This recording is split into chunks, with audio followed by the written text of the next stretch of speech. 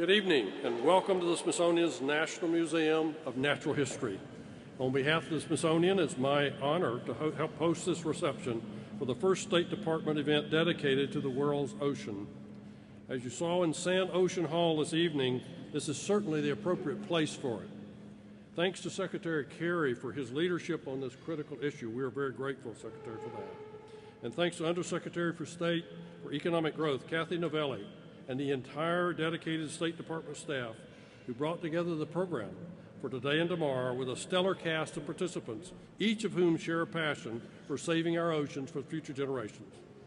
Welcome to distinguished members of Congress, Senator Sheldon Whitehouse of Rhode Island and Representative Shillelagh Pingree of Maine. And allow me to welcome His Highness Serene Prince Albert II of Monaco, a world leader in protecting the Earth's environment. Prince Albert.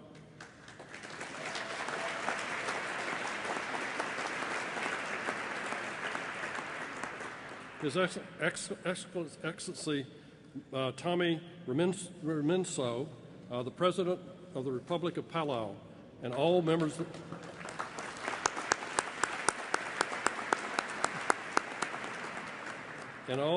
the Diplomatic Corps. Let me also acknowledge the Chair of the Smithsonian's Board of Regents, John McCarter. John?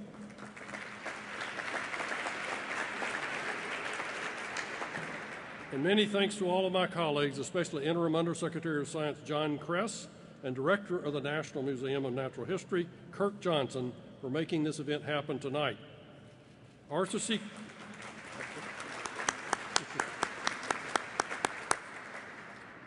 Clarke once noted how inappropriate to call this planet Earth when it is quite clearly ocean. Clearly, the ocean is intertwined with our fate of our species, and at the Smithsonian, much of our focus is on the ocean's rich biodiversity. Our exhibitions, research, and scholarship bring this life-sustaining water out of the darkness for millions of people to understand. Scientific research and discovery have been at the heart of the Smithsonian's mission to increase and diffuse knowledge since the founding in 1846. And Smithsonian research into the ocean is wide-ranging and significant. For example, our Deep Reef Ocean Observation Project explores Curaçao's ecologically vital deep reefs. The Marine Invasions Lab at the Smithsonian Environmental Research Center examines invasive marine species and how they change our ecosystem. The Smithsonian Conservation Biology Institute has pioneered the techniques for freezing and preserving reproductive tissues of coral species so they can be reinstated when the environmental conditions allow. And Secretary Kerry, I couldn't agree with you more with what you said to the New York Times the other day. We can do better science, and we can do better monitoring. And that's why we've created a new Tenenbaum Marine Observatories Network initiative, which is directed towards a comprehensive long-term approach to long-term monitoring of the ocean's coastal ecosystem. We're pleased to partner with NOAA and NASA and other marine organizations in this great research. We know the planet and the ocean face immense issues, and at the Smithsonian, we appreciate the urgency of taking action now. At the newly renovated Sand Ocean Hall, we believe the next generations of ocean stewards are inspired by the wonders of the sea. The Companion Ocean Portal website supports our efforts to engage people in a conversation and encourages them to make a difference now. Secretary Kerry, if I can again borrow a quote from you, values spoken without actions are merely slogans. With this important conference, you are taking action, and that action will help preserve the ocean for generations to come. The Smithsonian will be right there beside you. Please welcome a distinguished public servant, diplomat to the world, and advocates for the ocean, and friend to the Smithsonian, Secretary of State John Kerry.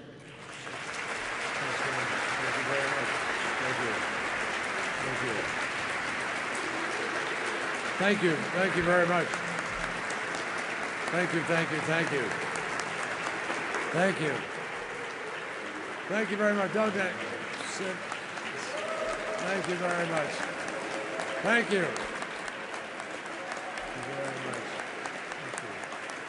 Thank you. Thank you very much. Thank you very much. I remind all of you that Winston Churchill said the only reason people give a standing ovation is they desperately need an excuse to shift their underwear.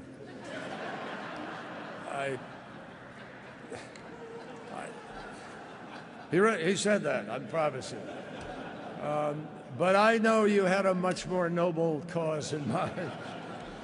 Anyway, I was really baffled standing up here for a moment. I'm staring at this elephant. I kept looking around for the donkey.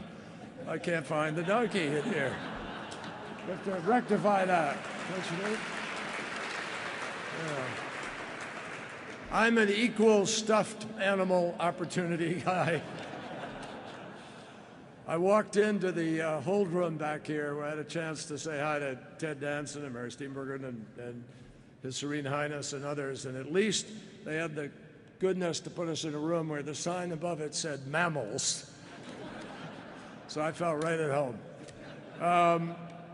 Wayne, thank you very much for not just your kind introduction, but thank you for making this extraordinary national asset of ours, this museum, available to this group, which has come together to fight for the preservation, if not survival, of our oceans. And we are deeply, deeply grateful, very grateful to you, to Kirk Johnson, director of the Natural History Museum, for hosting us here tonight in this remarkable place.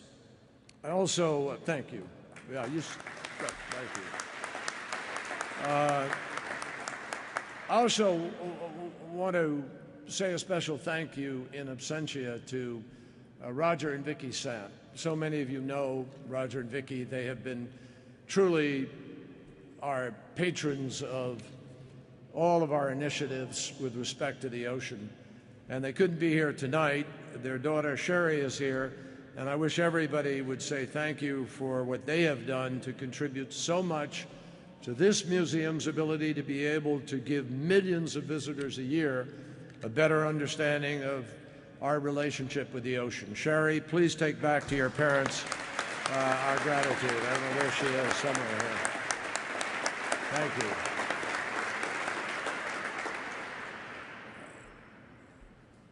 We're in for a great treat tonight. I'm not going to give a speech about the oceans, et cetera, but we are going to do a few special things. And one of them is Master Chef Barton Seaver has developed a terrific menu of entirely sustainable seafood for all of us to devour. And I understand that he first became interested in sustainable seafood years ago when he spent time in a small village on the coast of Morocco. And he learned about generations-old fishing methods that the locals were using, and he saw firsthand how they linked the local economy of that entire region to the ocean. This is what made him realize that sustainability is not only an ecological imperative, but it's a humanitarian one. And he will tell you a little bit more about that and the food that we will be eating tonight in a few moments. We're also going to hear from Ted Danson. Ted reminded me a few minutes ago, we met 25 years ago, I think he said. I thought it was slightly less. But that's okay. I'll accept it. And we were talking about the oceans way back then. It was when he was beginning his efforts on the oceans. And he's a long-timer at this effort. We also got to know each other because Cheers was not too many blocks away from where I hung out in Boston. And on one occasion, I was walking by at night, heading home, and the producers, they were shooting this scene outside, and I think Norm and someone were out there. I can't remember who else. Cliff. I think Norm and Cliff were in the thing or something. But anyway, they stopped me on the way, and they said, "Senator, we got to put you in this thing, you know." So we literally ad-libbed this thing on, in the spur of the moment.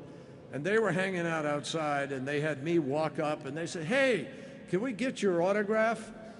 And I started to sign the autograph, very proud and peacocked because I was being asked for an autograph.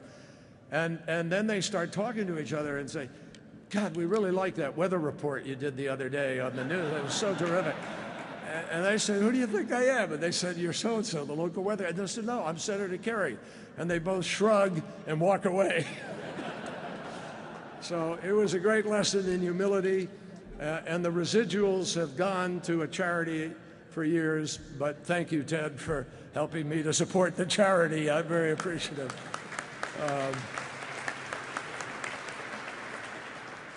Ted has had, as everybody here knows, an extraordinary career, and he started out with his work to create the Oceans Campaign in 1987 and has provided consistent leadership. He provides leadership at Oceana to this day, and his deep interest in what has brought all of us together has made an impact, and we're grateful to him. Right now, though, it's my privilege. Let me just say one quick word. I really want to thank, again, I said it earlier, but I think Kathy Novelli and our team have done an absolutely superb job of putting this together. And tomorrow we will not only have more vibrant discussion and I think the kind of interactivity and visual presentations that have been made have really sort of excited people and given us a reminder of what this is all about. And I wish every person in the nation could stop cold and see and hear all of it. But our job is to continue to do that over the course of these next months and years. But tomorrow it's important we really come together to do the action agenda. If we don't leave here with a sense of a plan and direction, shame on us, and I think we can do that. I want to welcome someone who has been a friend and partner in the State Department's effort to champion ocean conservation at the international level, and that is the Foreign Minister of New Zealand, Murray McCully.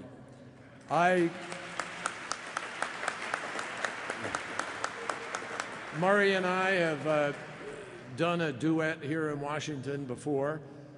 We've had a chance to see each other along the way here and there, but I called him because I knew that as the steward of an island nation in the Pacific, he really has as good an understanding about this as anybody around. And like other island nations, New Zealand is obviously on the front lines of climate change and the other challenges that are facing the marine world. Murray has spent a career pushing for safeguards to preserve the ocean and to preserve the many species that are really unique to New Zealand's waters. And he and I work closely on the environmental priorities that we share, including our efforts to move forward a proposal that would establish the world's largest marine protected area in Antarctica's Ross Sea. And we will continue to do that. I am really delighted that he made the long trek here to Washington so he could be with us tonight. Ladies and gentlemen, welcome with me my colleague, my counterpart, the Foreign Minister of New Zealand, Murray McCully.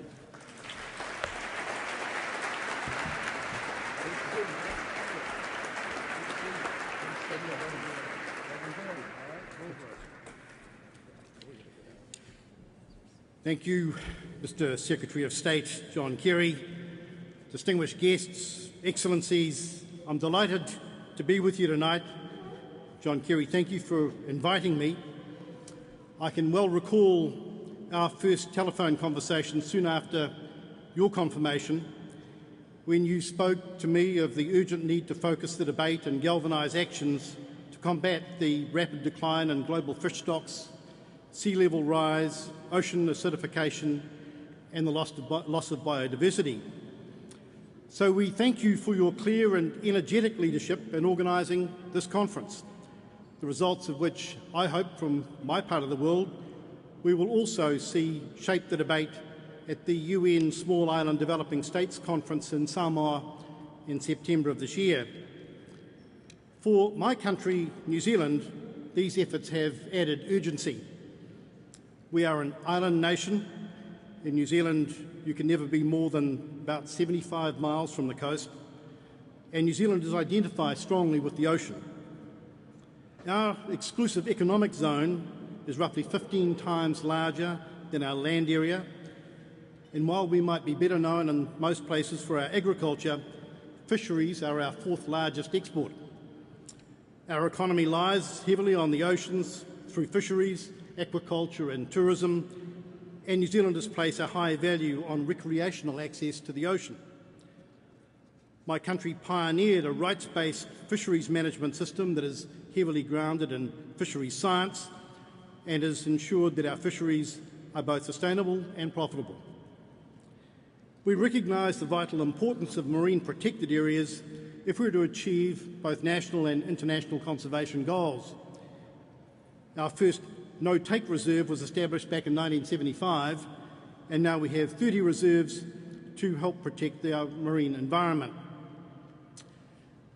New Zealand's own neighbourhood is defined by the Pacific Ocean.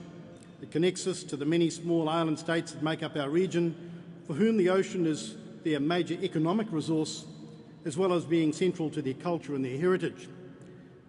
Over 7.4% of New Zealanders identify as being Pacifica in descent, and over 60% of our aid budget is spent within our own region, giving priority to projects targeting economic and environmental sustainability, like our current drive to convert the region to renewable energy. The Western and Central Pacific Ocean is home to the world's last relatively healthy tuna stocks, and the bulk of the fishing takes place in the zones of the Pacific Island states. These resources are increasingly under pressure as tuna stocks elsewhere become harder to access. That presents both a challenge and an opportunity for Pacific nations. The challenge is that the fleets of Asia, the Americas and Europe are now focused on these resources, and fishing activity is already at levels where sustainability of some stocks is seriously under threat. Last year, between $4 billion and $5 billion US of tuna was harvested from the Pacific waters. Yet less than 10% of that value made its way back to Pacific nations, the owners of the resource. That can only mean that some of the wealthiest countries on the planet are profiting at the expense of some of the poorest. The challenge and the opportunity for Pacific nations is to leverage the competition for this resource in a way that maximises their long-term futures and returns without compromising the long-term sustainability of the resource. That means building and strengthening fisheries management systems, tackling the problems of overfishing, illegal, unreported and unregulated fishing, and providing and improving monitoring and surveillance. But it also means that distant water fishing nations need to confront the entrenched interests, weak policy making and sheer bureaucracy that allows the continuation of subsidies that promote overcapacity and overfishing, and which in turn promote illegal and unreported fishing. Finally, a brief commercial for a joint venture project between my country, New Zealand, and Secretary Kerry's country, the United States, to create a very large MPA in the Ross Sea off Antarctica, which will include about 1.34 million square kilometres of marine protected area and about 1.25 million square kilometres of no-take area on the last version of the proposal that's been submitted to the CCAMLR partners. Twice our two countries have promoted our case before the Commission for the Conservation of Antarctic Marine Living Resources, otherwise known as CCAMLR, using a great deal of research and scientific data into the Ross Sea ecosystem. We have received the support of many nations, and we have modified the proposal to take account of the concerns of others. In October of this year in Hobart, we will try again. To achieve success, we need a consensus of the 25 nations that make up the CCAMLR Treaty, encompassing the full spectrum of fishing, conservation and scientific interests. And that, ladies and gentlemen, is the harsh reality of the great challenge confronting our oceans. Progress that is real, sustainable and comprehensive can only be made if the affected nations and interests, with all of their different motivations, sit together, face facts, talk constructively and make hard decisions. Which is why this conference and your leadership, John Kerry, are so important. Thank you.